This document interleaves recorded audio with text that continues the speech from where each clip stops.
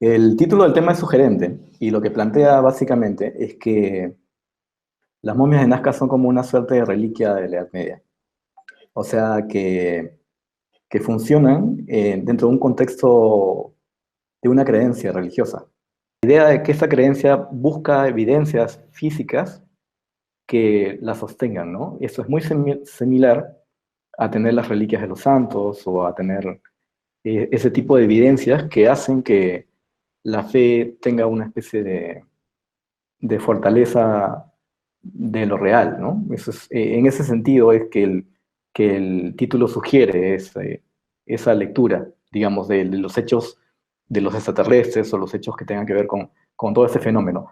Nuestra forma de pensar está muy impregnada por el tema religioso, ¿no?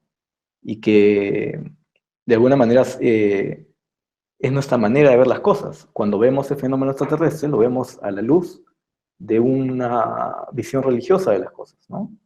Entonces eso hace que haya tantos patrones semejantes, tantas cosas que se parecen tanto al origen del cristianismo primitivo con el desarrollo de este tema de los extraterrestres, que si haces un tema de tiempo, no tiene mucho tiempo, ¿no?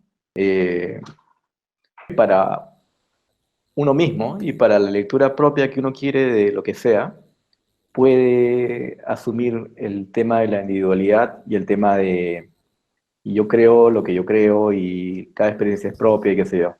Pero cuando esa experiencia propia se pretende universalizar en el sentido de que la experiencia que yo he tenido la convierto en una ley o una especie de teoría que hace que deba ser igual para todos, ahí entras a un terreno que no, ya es difícil de manejar, porque mi individualidad y mi subjetividad no puede ser generalizada. Y ahí estás complicado, ¿no? ¿Cómo interpretas la realidad? Desde un punto de vista lógico, racional, utilizando los elementos que te da el sentido común, o interpretas la realidad desde el punto de vista de la emoción, el subjetivismo, el oscurantismo, que es un poquito el tema del título del, de este momento, ¿no? El oscurantismo. Hay que tener varias cosas presentes, y esto me refiero a una lectura de todo.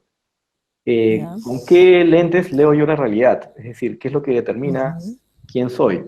Soy un individuo que ha pasado, que soy resultado de determinados eventos históricos y pertenezco a una sociedad, en este caso latinoamericana, bajo ciertos parámetros.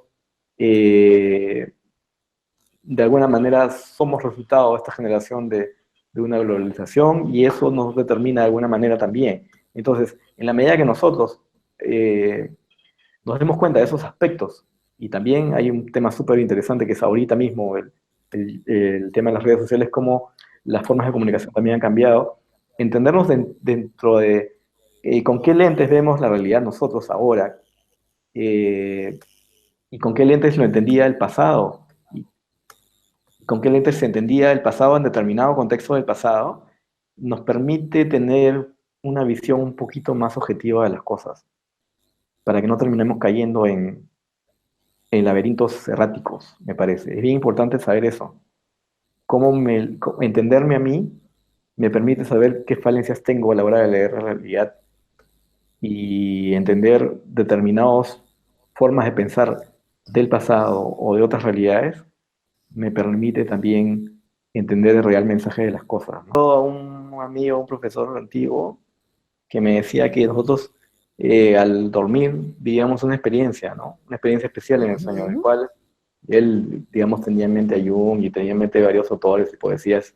Me decía que teníamos una experiencia mágica en el sueño, ¿no? En el cual, de alguna manera nos conectábamos con esta inteligencia primigenia que es como, él lo imaginaba como una laguna, porque él citaba un poema, que ahorita no me acuerdo cuál, en la cual nuestra alma se unía con las otras que habían existido en todo el tiempo, ¿no? Que de alguna manera la vida venía a esta especie de laguna vía láctea espiritual, y que de alguna manera esto, eh, la experiencia mítica del sueño era básicamente el empezar la vida del ser. todos los días, ¿no? Y esa idea es paja. Bueno, es paja, poéticamente, como ficción. Y ahí voy en el sentido de que la ficción cumple un rol. No tiene por qué ser real, pero cumple un rol espiritual. Probablemente en la espiritualidad sí sea real, pero la ficción no tiene y no necesita ser concreta. No necesito que aquí se me abra un ojo para ser trascendente.